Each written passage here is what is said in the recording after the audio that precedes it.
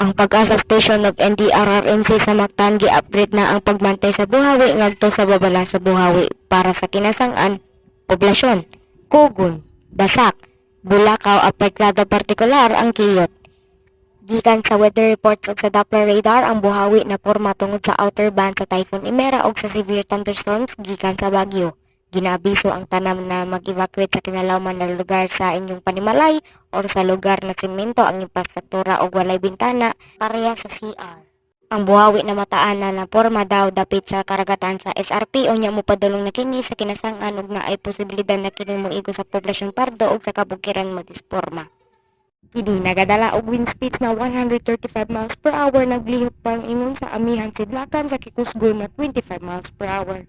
Ginaabiso ka na mubakwit dayon ngadto sa silong o sa sulod na kwarto na walay mga bintana. For the English translation of this civil defense message, please change to your local channels that supports different languages. Thank you.